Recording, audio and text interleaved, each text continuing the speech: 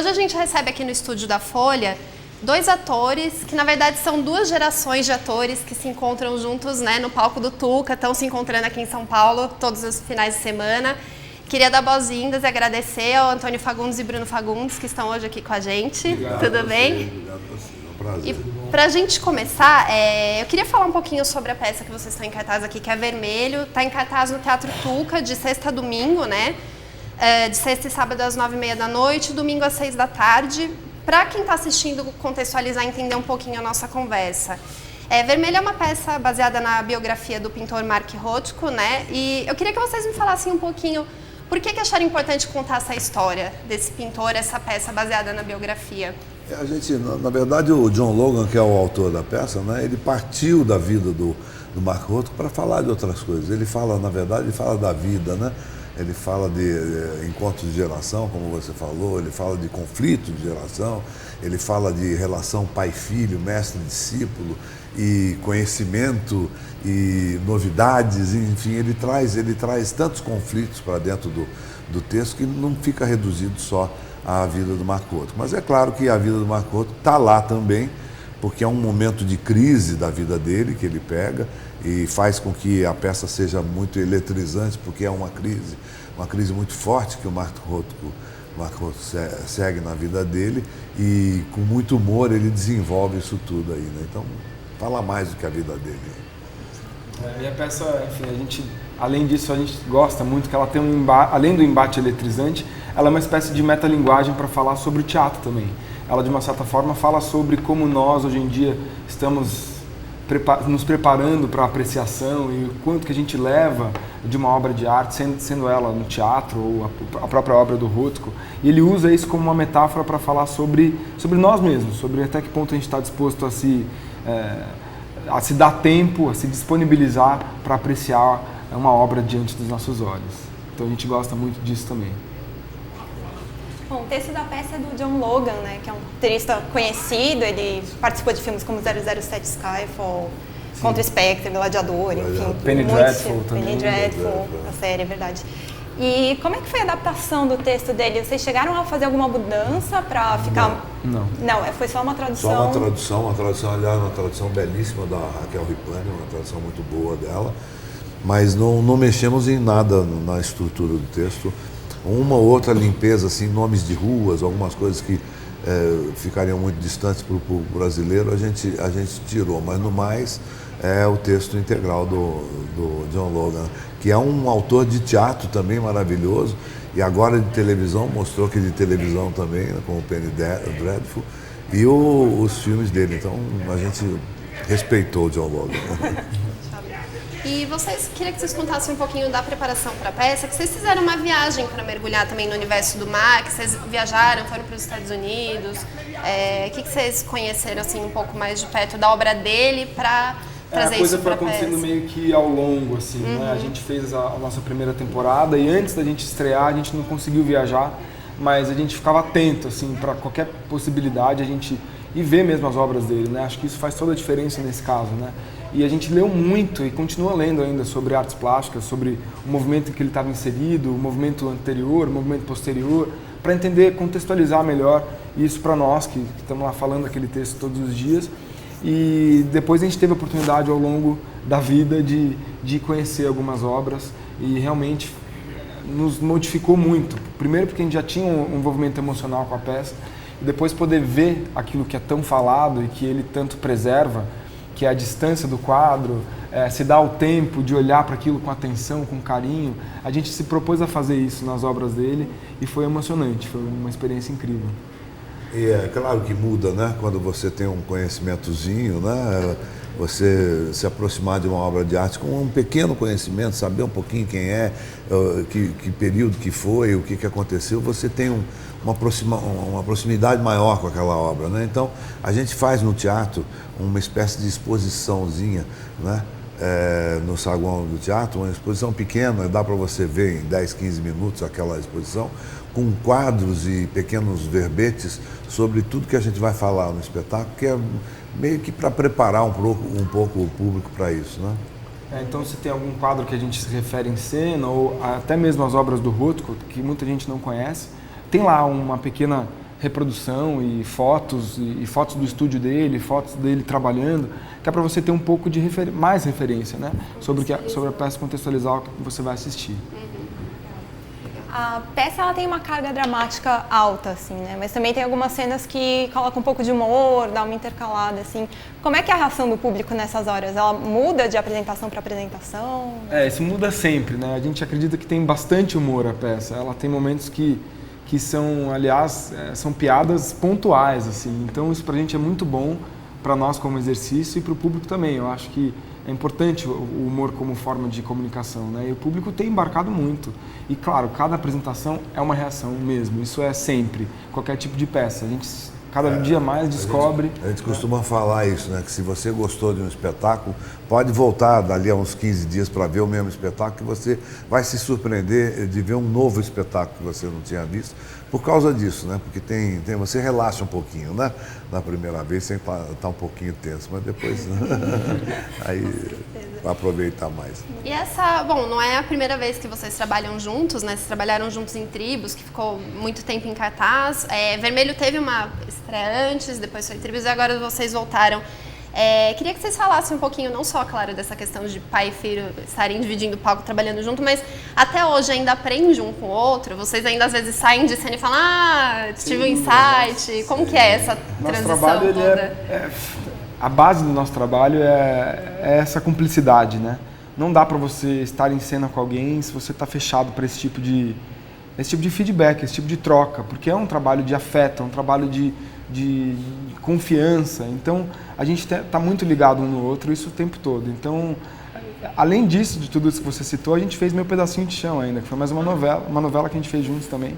Então, foi um monte de encontros felizes, assim, e a novela, por exemplo, foi Por Acaso, e daí, de repente, a gente está aí há 4 anos trabalhando sem parar. O teatro é uma coisa muito, muito intensa, né? A gente, inclusive, percebe isso fisicamente, né? Você passa 8, 10 horas gravando uma novela e você não se cansa tanto quanto 1h30 no palco, né? Porque é uma relação profundamente intensa com a plateia, né? Exatamente porque é ao vivo, né? E aquela plateia viva se mexendo ali, você sentindo a energia da plateia e você tendo que segurar 600, 700 pessoas. Hoje em dia a gente brinca que é revolucionário, né? Você fazer uma pessoa ficar 1h20 sentada no escuro, vendo 2 pessoas desenvolver uma ideia, é uma revolução, né? Sem mexer, né? Sem internet. Prestando atenção, é uma revolução. Modo avião, né? A gente começa a aprender, inclusive, os dois juntos a se relacionar com plateias diferentes, isso dá uma... E ainda mais essa peça que a gente está realmente, né, um ligado no outro, assim, uma peça de 2 atores, ela requer muito, muito mais para nós, assim, essa tensão e essa união. A gente tem que estar de mãos dadas mesmo o tempo todo, assim, então é um exercício muito bom. Vocês estavam falando da proximidade do público com vocês no teatro. Agora vocês estão abrindo camarim para visitas, né? Sim. Como é que é essa interação com o público? O que acrescenta para vocês? Muito boa. Muito assim. gostoso. O público não tem como saber algumas coisas, né? Não tem obrigação de saber, não tem às vezes oportunidade. Então acho que mais uma vez, assim, isso na verdade mais do que tudo, a gente está dando oportunidade de quem quiser se envolver mais a fundo. Eu acho que com certeza muda a sua apreciação, falando sobre o contexto da peça também, se você se envolve com mais carinho, se você sabe um pouco mais de como aquilo é feito, você vai ver com outros olhos, né? E a gente fez uma coisa diferente também com essa peça antes da estreia. Nós abrimos ensaio para o público desde a leitura. Então, umas 300 ou 400 pessoas acompanharam o nosso processo de criação desde o comecinho. Desde a leitura, depois a gente decorando, a gente marcando, a gente levantando, pegando o cenário. Então esse público está voltando agora para ver o bastidor. Então eles estão saindo com uma visão global mesmo do espetáculo, está sendo muito bom. 360 graus mesmo. Assim, Quem quiser assistir, enfim, também conhecer os bastidores, é só comprar na bilheteria? Comprar como que rápido, tá. bilheteria. Só para contextualizar. contextualizar. E também uma outra forma de interação também, agora em Vermelho, em Tribos, a questão de vocês fazerem as sessões também com tradução em Libras. Sim. Isso foi uma iniciativa também de vocês? Enfim, quando que ocorrem essas sessões para quem se interessar? Essa iniciativa partiu de Tribos, porque a gente fazia uma peça cujo personagem central era um deficiente auditivo, que eu fazia, e a gente percebeu que era um contrassenso fazer uma peça que fala sobre surdez, sobre inclusão, sobre respeito, sobre, enfim, compaixão, e não incluir o maior número de pessoas possível. Então, a partir de Tribos, a gente começou a pesquisar ferramentas de acessibilidade que seriam ideais para o teatro, e nem mesmo a própria comunidade surda, eles ainda também não sabiam muito bem, por não ter frequência suficiente. Então, foi um processo de tentativa e erro, até a gente chegar no que a gente considera, e também pelo feedback da comunidade surda, o que era o melhor para o teatro. A gente manteve essa mesma equipe, manteve as mesmas parcerias para fazer também no Vermelho. E a gente tem feito todo o último sábado do mês. Então, sábado passado nós fizemos, que foi dia 27, então agora o último sábado de setembro também vai ter, e por aí vai. E a gente tem audiodescrição para deficientes visuais, temos legendas que são tablets individuais, que a pessoa engancha na cadeira e tem a legenda integral do espetáculo, e a nossa intérprete de Libras, que fica, para quem entra no teatro, fica do lado direito do palco. E tem sido muito emocionante a gente fazer essas sessões, porque a gente percebe uma carência mesmo da comunidade surda nesse tipo de oportunidade, e temos feito isso com frequência. No Tribos nós temos mais de 60 sessões acessíveis. Então a gente quer manter isso no Vermelho e esperando, enfim, que as pessoas ajudem a gente a divulgar, porque a gente não tem formas de divulgar muito isso, por sermos uma cooperativa, né? E a gente depende mesmo, enfim, das próprias pessoas para espalhar essa ideia. Boca a boca, né? Legal. Bruno, você sabe linguagem de sinais? Língua de sinais, sei. Você pode chamar as pessoas para a peça com a linguagem?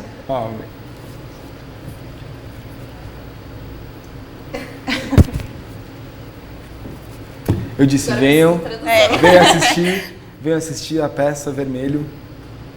Venham. Um beijo, meus amigos surdos. Enfim, se eu fizer tudo, eu vou ficar feliz. Ele estudou bastante na época do Tribos. Eu tô meio enferrujado agora. Agora precisa retomar. Vai. No Tribos ele fazia bastante sinal. Meu personagem, 1/3 da peça, eu me comunicava em sinais. Então foi um desafio bem grande, mas eu fiz muitos amigos no meio do caminho. E até hoje, quando eu saio com eles assim, eu pratico. Mas eu tô um pouco enferrujado. Legal. Bom, em cena, em Vermelho, vocês pintam uma tela, né, durante a peça. Teve alguma vez que não deu tempo de terminar a tela? Ou alguma emergência, assim, que a gente... Teve alguns incidentes. É engraçado. Porque é muito rápido, né? Assim, muito apesar rápido. de ser muito intenso na pra quem hora. não sabe, pra vocês deve ser rápido, pra gente... É uma tela de 1,80 m por 2 metros. E a gente tem 1 minuto para pintar. Então é muito rápido. E já aconteceram várias coisas, mas uma coisa engraçada é que é o único momento da peça em que a gente não está falando texto, mas a gente está em cena juntos. Fora isso, a gente não se cruza mais em coxia, nada. Então eu até brinco que não dá para entrar nessa peça apertado, tem que fazer xixi antes de entrar, porque não tem oportunidade depois de sair. E nessa hora a gente conversa muito, a gente está lá pintando, a gente fica, vai mais pra cá, mais pra cá, mais pra cá. Não vai dar. Isso é muito engraçado. Mas eles conseguiram terminar todas até hoje. Mas teve um dia no ensaio que o Bruno ficou literalmente com a brocha na mão, né? O pincel, ele quebrou a cerda dele, soltou, eu fiquei só com a madeira na mão. Então eu peguei aquilo e comecei a passar assim na tela, e claro que deu tudo errado. Comecei a jogar a tela com a mão. Mas é um momento que o público gosta muito, né? Porque é muito bonito plasticamente, né? Aquela tela sendo pintada. E eu não vou nem continuar, porque eu já sei que tem uma pergunta. Não, eu queria saber, porque vocês fazem o leilão. Como é que é? As pessoas que elas podem dar lances. As pessoas pediam tanto aquela tela pra gente, queriam comprar, e a gente oferecendo. E a gente falou, não é assim. Aí falava, quer saber, vamos fazer um leilão. Inclusive é bom porque a gente coloca a plateia também nesse ambiente de artes plásticas, né? Em todos os aspectos, né? Começa com a exposição, tem o espetáculo e termina com um leilão. Mas na verdade a gente leilou 2 ingressos, né, para a pessoa voltar e leva o brinde é a peça, mas aí é bastante divertido. O leilão, a plateia se movimenta bastante. É bem legal. E até a gente está falando essa questão do leilão, eu queria que vocês falassem por que vocês realizam as peças sem patrocínio, né? Enfim, não tem lei Rouanet por trás, enfim, uma iniciativa de vocês. Eu queria também que vocês dissessem, vocês acham possível outros grupos, às vezes menores, também conseguirem sem incentivo? Você sabe que está muito difícil para todo mundo fazer teatro, com ou sem patrocínio, né? Primeiro, diversas razões. Os custos subiram muito, o preço ainda continua sendo baixo, as pessoas reclamam um pouco que o preço está caro, mas elas não compararam com o cafezinho, né? Quando elas começarem a comparar com o cafezinho, elas vão ver que não está caro. E, ao contrário, está barato perto do enorme custo que a gente tem de manutenção do espetáculo. Então, alguns grupos, mesmo com patrocínio, não conseguem ficar em cartaz. Vocês podem ver que as peças têm ficado muito pouco tempo em cartaz e é por causa disso. O patrocínio consegue manter aquela peça 2 semanas, 3 semanas e mesmo lotando ela não consegue se manter. Então nós resolvemos buscar a forma, digamos, original de fazer teatro, que seria depender única e exclusivamente da bilheteria. Com isso, naturalmente, nós temos que reduzir os custos, nós reduzimos os nossos custos de manutenção e torcemos para que o público compareça, né? E de preferência rápido, para que a gente não seja obrigado a tirar de cartaz, né? Mas isso tem sido também uma filosofia nossa, no sentido que a gente está querendo retomar a comunicação direta com o público, né? É uma loucura, porque o risco é muito maior e também o ônus disso também é muito maior, porque a gente imagina uma reunião que normalmente você faria uma vez só, né? Você vai e enfim, paga a pessoa o valor inflacionado, você tem que envolvê-la de outra forma e trazer ela para dentro da produção de formas diferenciadas. Então a gente é um esforço muito grande, assim. Então a gente realmente faz um apelo assim para o público, né? Para o público trazer mais 5. Quem foi assistir a peça e gostou, para trazer mais 5, porque a gente realmente depende única e exclusivamente desse dinheiro, né?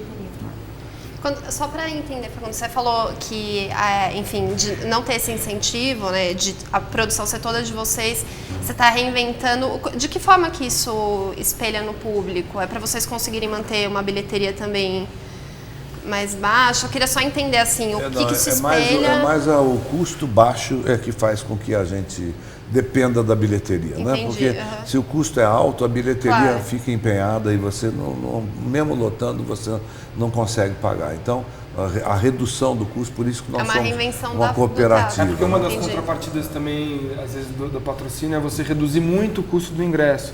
Então, isso gera uma perversidade, porque você gastou muito mais para montar e daí o público já está mais distante. Outra coisa também que acho que muitas vezes acontece, se você já tem a possibilidade de ter um dinheiro e não é seu, é um dinheiro de uma empresa, você às vezes não se preocupa tanto com o que o público gostaria de assistir.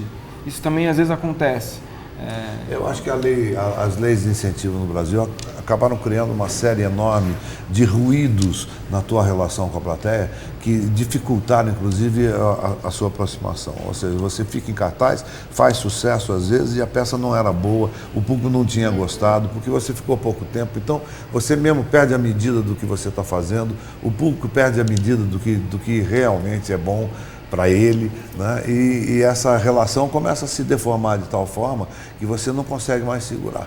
Chega uma hora, mesmo com patrocínio, a coisa fica complicada. Agora, infelizmente, você falou de grupos mais jovens, né? Infelizmente, isso é um formato que, na verdade, não depende muito não é só grupos desconhecidos, assim, até para nós, assim. Esse formato só funciona se a peça for bem, mesmo, assim. Então, a gente, enfim, é um risco muito grande. Mas a gente teve uma experiência de sucesso anterior, que foi Tribos, é uma relação mesmo direta de mercado. O público foi, comprou o ingresso e assistiu. E essa é a nossa única receita. Então, ao mesmo tempo que a gente não podia parar de fazer a peça nunca, porque isso era a nossa única forma de entrada, o público tinha que vir. E na nossa experiência anterior, o público veio. Nós tivemos mais de 250 mil espectadores e 2 anos e meio de temporada. E agora a gente quer retomar isso.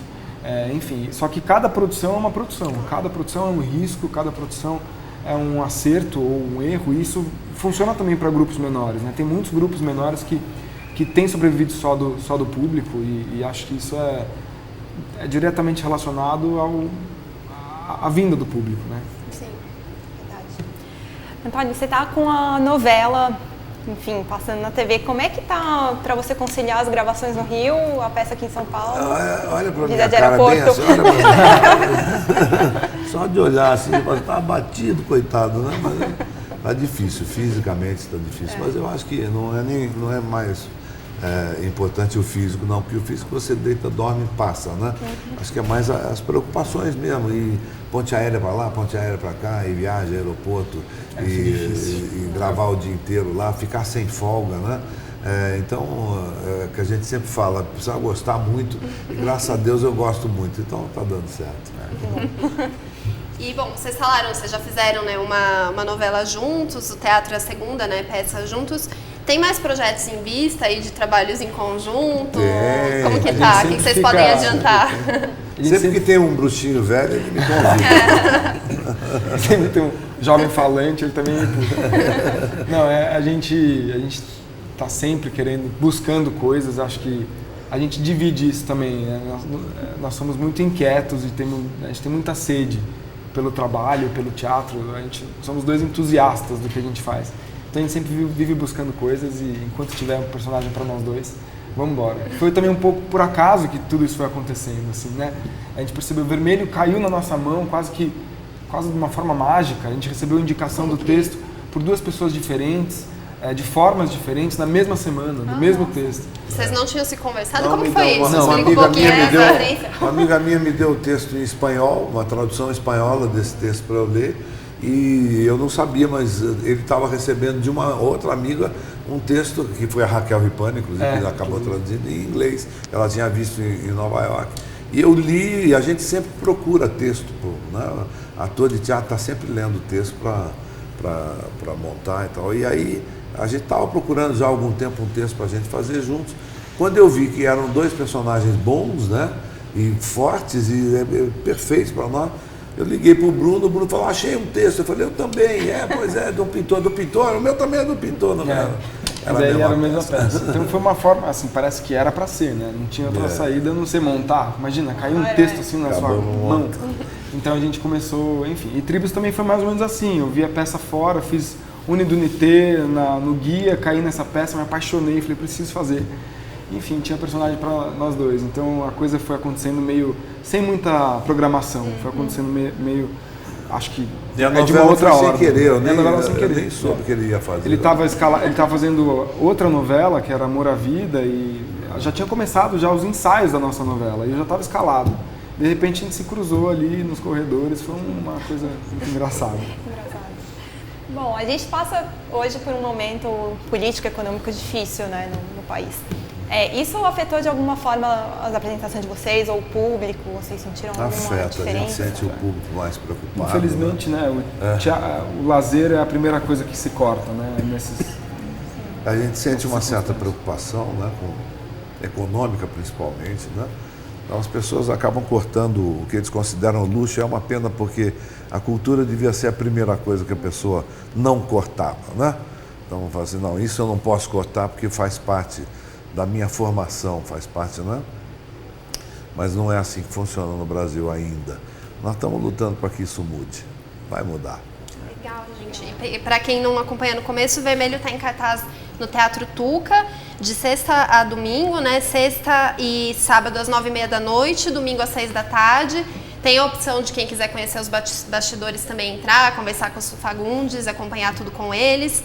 E é isso, eu queria agradecer muito a disponibilidade de vocês irem aqui hoje, o nosso bate-papo. E, enfim, podem convidar quem quiser assistir e acompanhar a peça. Aí, então, sexta e sábado às 21h30, domingo às 18h lá no Tuca. Vermelho, vocês vão gostar.